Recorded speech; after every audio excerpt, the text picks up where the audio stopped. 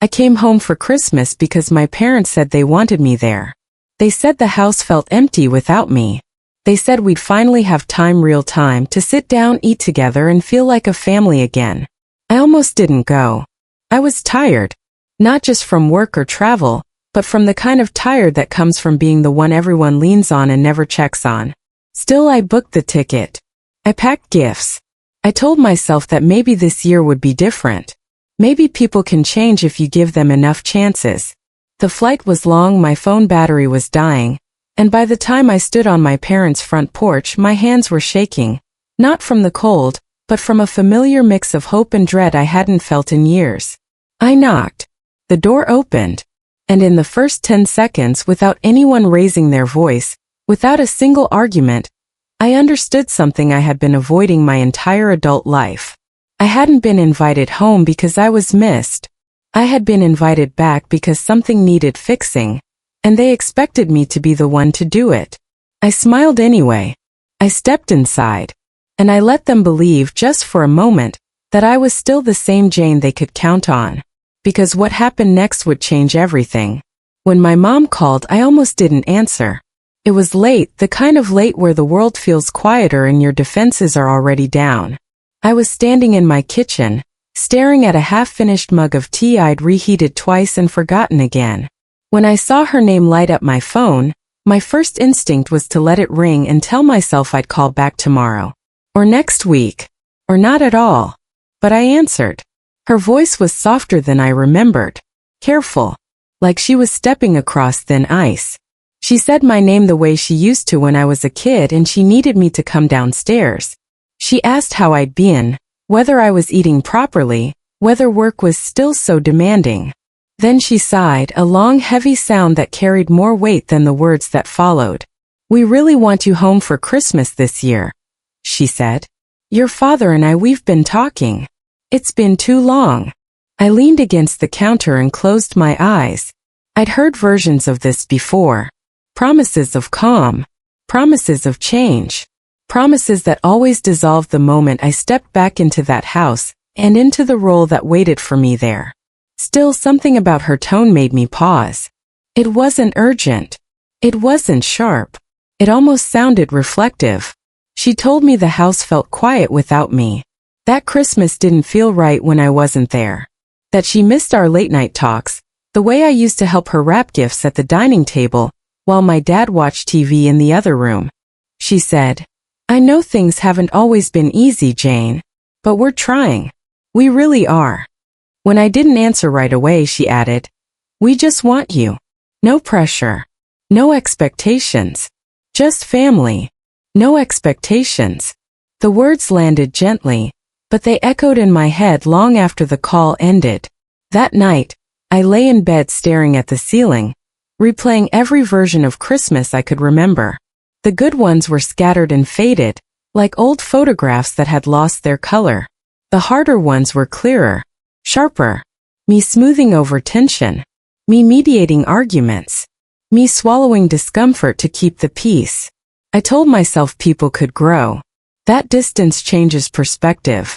That maybe my parents had finally learned what it felt like to lose access to me. Not completely, but enough to notice the absence. The next morning my dad texted me. Just a short message. "It would mean a lot to have you home." No apology. No explanation. Just that. I stared at the screen for a long time before replying. "Okay," I typed. "I'll come." The moment I sent it, my chest filled with something warm and dangerous. Hope. The kind that makes you ignore patterns and rewrite history. I booked the flight that afternoon. Paid extra for a decent seat. Told myself it was an investment in peace. Over the next few weeks, my mom checked in more than usual. She asked about my schedule, my travel plans, what day I'd arrive. She talked about cooking, about decorating, about how nice it would be to have everyone together. She never asked for anything. Never hinted. Never slipped in a "while you're here." That should have reassured me.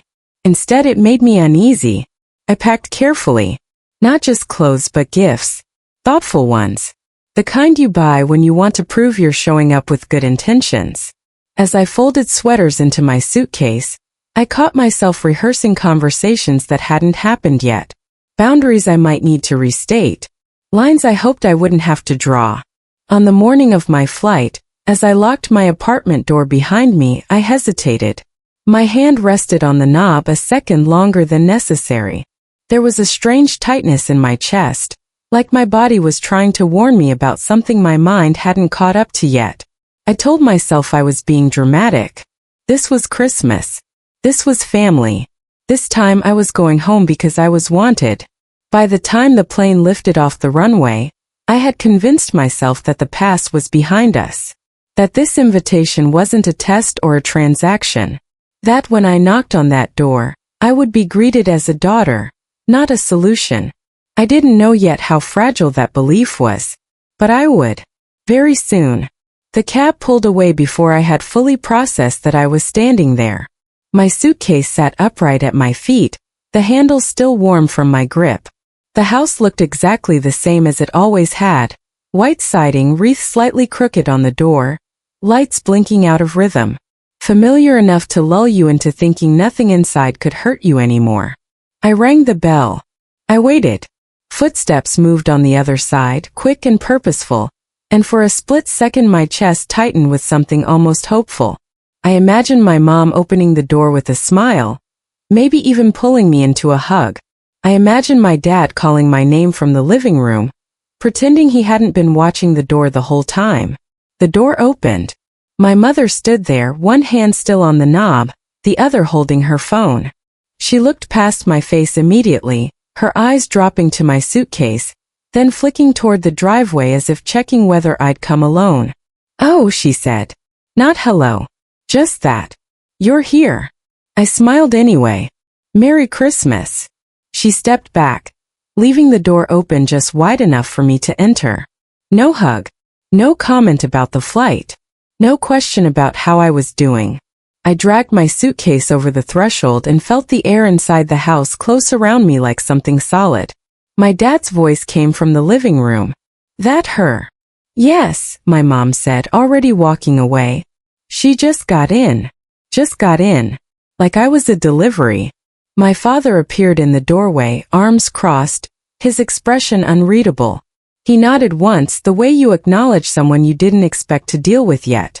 "Long trip." "Yeah," I said. "But it's good to be." He turned away before I finished the sentence. The words fell flat in the space between us. I stood there, still holding my coat, listening as my mom talked over her shoulder about how dinner was running late and how the grocery bill had been higher than expected. My dad muttered something about the thermostat and disappeared down the hall. No one asked if I needed anything. No one asked how work was. No one said they were glad I came. I followed my mom into the kitchen, setting my suitcase against the wall where it always went, like muscle memory had already decided my place. The counter was cluttered with unopened mail, receipts, a stack of papers neatly arranged beside the coffee maker. My name wasn't on them, but the sight made my stomach tighten anyway. "You can put your things in your old room," she said. "Oh, and before you do, we need to talk about something."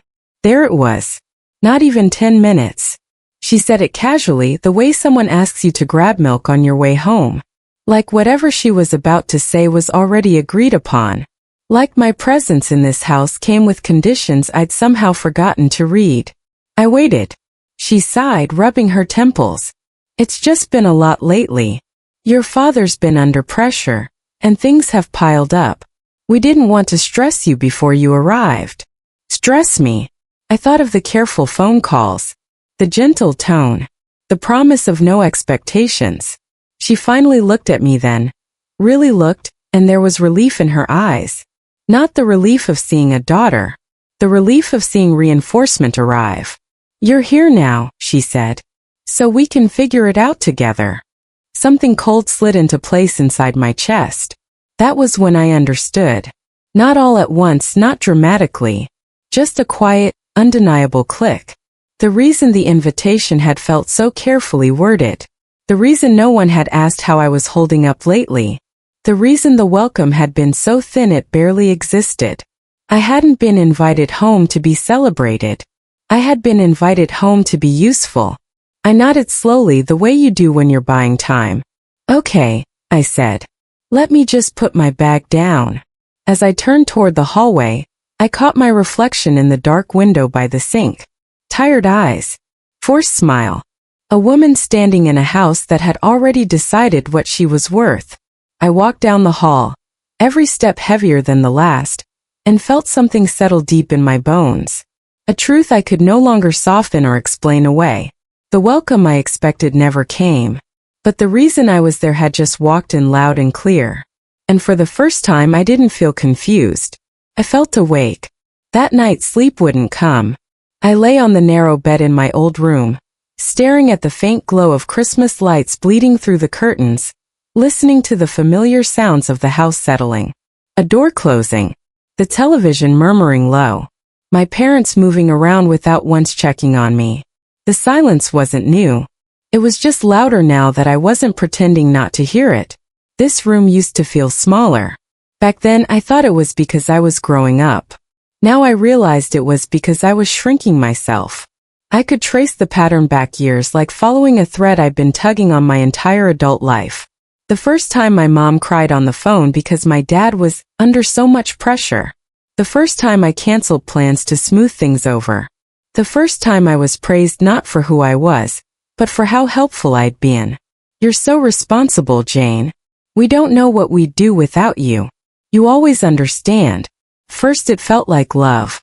When I moved out, the calls didn't stop, they just changed shape. They came wrapped in sighs and pauses, in stories that ended just short of asking for help, forcing me to offer it myself. If I hesitated, there was disappointment. If I said no, there was silence. Long, heavy silence that felt like punishment. So I learned to anticipate needs before they were spoken.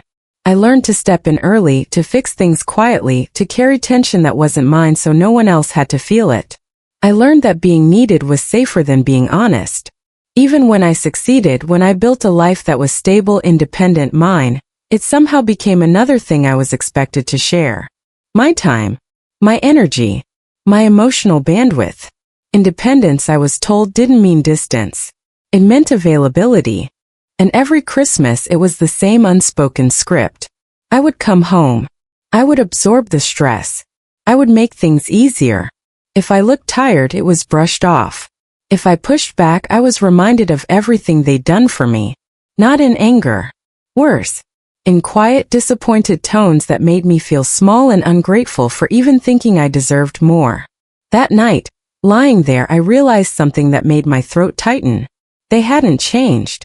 They'd just gotten better at disguising the expectation. Down the hall, I heard my parents talking in low voices. My name floated through the door, followed by words I'd heard my entire life. She's strong. She can handle it. She always does. I pressed my palm against my chest, feeling my heart beat faster, harder. Strong. Capable. Reliable. Those words had been used to justify so much. No one ever asked if I wanted to handle it. I thought about the way my mom's shoulders had relaxed when she saw me in the kitchen. The way my dad had turned away mid-sentence, already reassured by my presence. They hadn't welcomed me because they missed me. They welcomed the role. The fixer. The buffer. The one who stayed calm so no one else had to. I rolled onto my side and stared at the door, half expecting someone to knock, to check in, to ask if I was okay. No one did. And something inside me finally snapped. Not loudly, not dramatically, but completely. Like a thread pulled too tight for too long, giving way all at once. I saw it clearly then. The guilt hadn't come from love. It had come from conditioning. From years of being taught that my worth was measured by how much discomfort I could carry without complaint. For the first time, I let myself imagine what it would feel like to stop. To not explain. To not soften. To not step in. The idea was terrifying. It felt like standing at the edge of something deep and unfamiliar. But underneath the fear was something else, something steadier. Relief. Because if this was the role I was always meant to play, then maybe the problem wasn't that I'd failed at it. Maybe the problem was that I'd finally outgrown it. I closed my eyes, listening to the house breathe around me, and made myself a quiet promise. Not to confront anyone yet. Not to change everything overnight. Just this. I would stop volunteering myself for a part one never auditioned for. And when morning came, I would see how they reacted to that. That, I knew, would tell me everything. Morning came quietly, the way it always had in that house. I woke to the sound of cabinets opening and closing, the muffled clink of dishes, my mother moving through the kitchen with purpose but no warmth. For a moment, I lay there staring at the ceiling, letting the weight of the day settle over me. I knew something was coming. I could feel it in the stillness, in the way no one had knocked to say good morning or ask if I wanted coffee. I got dressed and walked down the hall, my steps slower than usual. The kitchen smelled like toast and brewed coffee. My dad sat at the table reading something on his phone, his glasses perched low on his nose. My mom stood at the counter, her back to me. "Morning," I said. My mom glanced over her shoulder. "There's coffee." Not good morning. Just information. I poured myself a cup and sat down. The silence stretched, thick and uncomfortable. Normally this was where I would fill the space. Ask questions. Make small talk. Offer help. But I didn't. After a few minutes my dad cleared his throat. "So," he said, setting his phone down. "Since you're here, we should probably go over a few things." There it was again. The assumption. The expectation that my presence automatically meant participation. I looked at him calmly. "Go over what?" My mom turned around, wiping her hands on a towel. "It's nothing bad," she said quickly. "Just logistics. Timing. We thought it'd be easier to talk now rather than later." Easier for who, I wondered. She started explaining. Talking about plans, about arrangements that had already been discussed between them, about how much smoother everything would be if I helped like usual.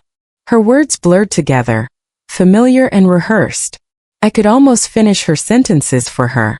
Normally, this was the point where I'd interrupt myself before I interrupted them, where I'd say I can try or let me see what I can do or it's fine, where I'd offer reasons for why I could help, or apologies for why I might not. Instead, I let her finish. When she finally stopped talking, she looked at me expectantly, waiting for the nod, the agreement, the softening. I took a slow sip of my coffee. "I'm not doing that," I said. The words landed softly but firmly, like something placed down rather than thrown. My mom blinked. "What do you mean?" "I mean I'm not taking that on," I said. "I'm here to visit." "That's it." My dad frowned, leaning back in his chair. "Jane, it's not that big of a deal. We're just asking for a little help." "I know," I said. And I meant it. I wasn't confused. I wasn't angry. And the answer is still no. The room shifted. I could feel it, the subtle tightening, the way the air seemed to press in closer. My mom's mouth opened, then closed again. My dad's jaw clenched. "Well," my mom said carefully, "we just thought, given everything." She trailed off, waiting for me to fill in the rest. To reassure her. To explain myself. I didn't. For the first time, I noticed how often my explanations had been used against me. How every reason I gave became something to negotiate around, something to push past. Clarity, I realized, didn't need justification. "I'm not going to explain my decision," I said. My voice was steady even to my own ears. "I'm just telling you what it is." My dad laughed once, short and humorless. "So you come all this way and now you're acting like this?" "Like what?" I asked. "Difficult," he said. "Selfish." There it was. The word that had kept me compliant for years. I felt it rise in me, the old instinct to defend myself, to list all the ways I wasn't selfish, all the times I'd shown up, bent, adjusted. I felt it and let it pass. "I'm setting a boundary," I said. "You don't have to like it." My mom's eyes shone, frustration and something like panic flickering there. "We're family," she said. "You don't treat family like this." I met her gaze. "I'm treating myself differently," I replied. "That's all." The silence that followed was heavy, uncomfortable and honest. No one rushed to fill it. No one knew how. I stood up, carrying my empty mug to the sink. My hands were steady. My heart was racing, but underneath it was something new. A sense of rightness. Of alignment. Behind me, I heard my dad mutter something under his breath. My mom sighed sharply. For once I didn't turn around. I walked out of the kitchen and down the hall, aware that something fundamental had shifted. Not because they'd changed, but because I had stopped asking them for permission to be clear. And I knew with a certainty that surprised me, that this was only the beginning. By afternoon the house felt smaller. Not physically, nothing had moved, but the air had thickened, as if every room now carried a quiet accusation. Doors closed a little harder. Footsteps paused when I entered. Conversations dropped into whispers that didn't bother pretending not to be about me. This was the part one knew well. The recalibration phase. The moment when my refusal had to be punished, reshaped, or undone. My mother tried first. She cornered me in the living room while my father stepped outside to take a call. She sat beside me, close enough that I could smell her perfume, the one she wore only on holidays and important days. Her voice softened, the way it always did when strategy replaced force. "You know your father didn't mean what he said earlier," she began. "He's just stressed." I nodded once. Not in agreement, just acknowledgement. "And you know how much this means to him. To all of us." She paused. "We've always counted on you." There it was again. The crown they'd placed on my head without asking. The responsibility disguised as praise. "I'm not taking it on," I said calmly. Her lips pressed together. "Jane, don't do this." "Not now." "Do what?" "Make things difficult." I turned to her fully then. "I'm not making anything difficult. I'm just not fixing it." Her eyes flickered. "So you're just what? Going to sit back and watch?" "Yes." The word landed heavier than I expected. Not because it was cruel, but because it was final. Her face changed.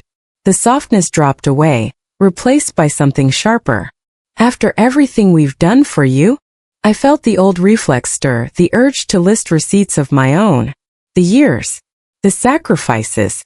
The silence I'd swallowed to keep the peace. Instead I said nothing. That's when my father came back inside. "What's going on?" he asked, though his tone suggested he already knew. "She's refusing," my mother said. "Just flat out refusing." My father looked at me as if I were something unfamiliar. "You're really going to do this?" he said slowly. "Right now. During Christmas." I met his gaze. "I'm not negotiating my boundary based on the calendar." His jaw tightened. "You're being dramatic." "No," I said. "I'm being clear." He stepped closer, looming in a way that used to make me shrink.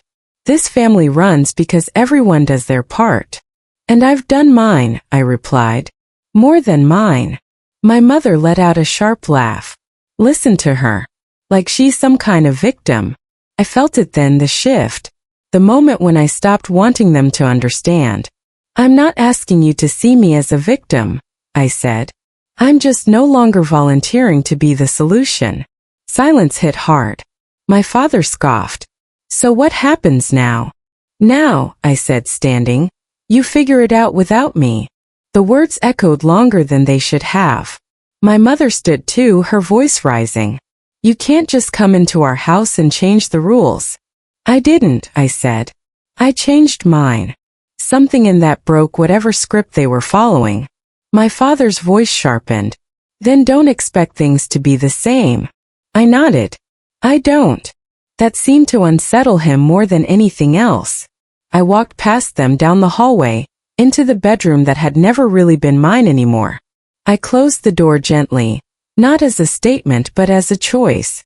Behind it I could hear them talking. Faster now. Edgier. Plans unraveling in real time. For the first time their urgency wasn't mine to carry. I sat on the edge of the bed and felt the tremor in my hands. Not fear but adrenaline. The kind that comes after stepping out of a burning building and realizing the heat is finally behind you. They hadn't expected this boundary. Not because it was harsh but because it existed at all. And as the house buzzed with their confusion, I felt something settle inside me. Control hadn't shifted because I took it from them. It shifted because I stopped giving it away. The backlash didn't arrive all at once. It crept in through tone, through posture, through the sudden way my name was said like a complaint instead of a greeting. By evening, the house felt less like a home, and more like a courtroom where no one bothered pretending I wasn't already on trial. Dinner was set without asking if I was hungry. My plate appeared at the far end of the table, angled slightly away from the others, as if distance itself could make a point. No one spoke when I sat down. Forks scraped porcelain. Glasses clinked too loudly. My father broke the silence first. "So this is how it's going to be now," he said, staring at his food. "You come home and act like we're the problem." "I didn't say that," I replied evenly. "You didn't have to," my mother cut in. "Your behavior says enough." I chewed slowly, buying myself time. Old instincts urged me to explain, to soften, to translate my boundary into something more digestible. I let them pass. "I'm not acting," I said. "I'm choosing." My father laughed once, sharp and humorless. "Choosing yourself. Typical." There it was. The word they always used when they needed to shame me back into position. My mother leaned forward, eyes glossy. "Do you have any idea how hurtful this is? We invite you home, we open our doors, and you repay us by treating us like strangers." I looked at her. Really looked. The tremor in her hands. The practiced pain in her voice. The familiar performance. "I didn't treat you like strangers," I said.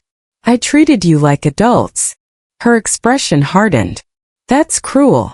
"No," I said quietly. "What's cruel is calling love something that only exists when I comply." The table went still. My father's chair scraped back as he stood. "You think you're better than us now," he said. "That's what this is." I felt the accusation land, slide off, and fall harmlessly to the floor. "I think I'm done proving my worth through sacrifice," I said. He scoffed. "So you're just going to walk away from your family? I'm standing right here." "That's not what I mean," he snapped. "I know." My mother's voice cracked. "We raised you. We supported you. And this is the thanks we get." I folded my napkin carefully, deliberately. Support isn't leverage. And love isn't a debt. Tears welled in her eyes, and for a brief moment, the old guilt tugged at me. The reflex to reach across the table to apologize for causing discomfort, even if it meant abandoning myself again. I stayed still. "You're breaking this family apart," my father said. I met his gaze. "No. I'm just no longer holding it together by myself." That seemed to enrage him more than shouting ever could. "So that's it," he said. "You're the victim and we're the villains." "I didn't assign roles," I replied. "You did." My mother pushed her chair back, standing abruptly. "I can't sit here and be disrespected." She left the room, her footsteps heavy on the stairs. My father lingered, looking at me like he was trying to memorize a stranger's face. "You're going to regret this," he said finally. I nodded once. "Maybe. But not as much as I regret all the times I stayed silent." He walked away without another word. The house settled into an uneasy quiet. Doors closed. Lights dimmed. Somewhere upstairs a drawer slammed shut. I stayed at the table long after they left, my food untouched. I wasn't numb. I wasn't angry. I felt anchored. They had thrown every accusation they had, selfish, ungrateful, cold, and none of them stuck. Because for the first time, I wasn't trying to be understood by people committed to misunderstanding me. That night, lying in bed, I listened to the house breathe around me. The walls held decades of expectations I no longer belonged to.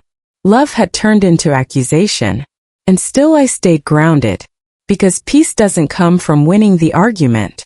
It comes from refusing to keep fighting the same one forever. The taxi door slammed behind me with a hollow finality, and for the first time in years, I felt the weight on my chest lift just a fraction, but enough to make me breathe without hesitation. I stared out the window at the city blurring past, 1,000 lights stretching into the night like they were celebrating something I had only just begun to reclaim, myself. The apartment, the lies, the suffocating hours spent pretending. It all belonged to someone else now. Not me. I carried no anger in that moment, not the sharp, gnawing kind that had driven me to plan, to wait, to strike. That fire had served its purpose. It had burned clean and precise, leaving behind the ashes of a life that wasn't mine to live. What remained was something I had almost forgotten existed. Quiet, unshakable clarity. I didn't feel victorious in the way the movies promised. I felt whole. Every step I took toward the cab felt like a deliberate claim over myself. A reclaiming of every second I'd wasted doubting my worth. The air smelled different, fresher somehow, like it had been waiting for me to notice it. I allowed myself a small, almost shy smile. No one would see it, not yet, but it didn't matter. This was mine. My peace, my rules, my life, untouched by anyone else's hands. I thought about the folders I had left on the desk, neatly stacked, evidence of betrayal and deception. I thought about the money wired away while their smug little world collapsed. And I felt nothing. No gloating. No triumph. Just relief. I had set the scales right, closed the chapter, and now finally the book belonged entirely to me. The city lights reflected in my eyes like shards of glass, catching fragments of the woman I used to be and the one I had become. Jane. Not someone's wife, someone's pawn, someone's shadow. Jane in full, in focus, unapologetic and alive. It was terrifying, yes, but exhilarating in a way that made my chest tighten and my fingers curl against the seat. I realized that fear and freedom were cousins, and tonight I was meeting both head-on. I let the cab carry me past streets that had once felt claustrophobic, past windows where I had imagined lives I would never lead. Every streetlight was a quiet drumbeat of affirmation, and I imagined myself stepping off at some unknown corner, unannounced, unbothered, ready to start again. I didn't need their recognition, their approval, or even their memory to define me. I was enough. Somewhere deep inside, I acknowledged the sting of loss, not for the money, not for the humiliation I had orchestrated, but for the time I had given that didn't belong to me. It was a brief, honest ache, and I let it pass through me like a cleansing wave. Then I exhaled, slow and deliberate, and it was gone. I was walking forward now, in every sense of the word. By the time the cab slowed near the airport, I felt like someone entirely new had slid into my skin. The past, heavy and insistent, was tucked behind me, safely bound and sealed in memories that no longer had the power to dictate my heartbeat. I paid the driver, stepped onto the terminal floor, and felt the hum of life move around me without touching me. I had left the battlefield, the war, the heartbreak, and with it I left a version of myself that I would never mourn. I walked toward the gate, suitcase in hand, shoulders squared, eyes forward. I didn't glance back. I didn't need to. The woman I was leaving behind was finally free. And the woman I was stepping into, Jane, was untouchable, unshakable, and utterly brilliantly hers. The hardest part of growing up isn't leaving. It's realizing the version they loved was the one who never said no. Today I said yes to myself.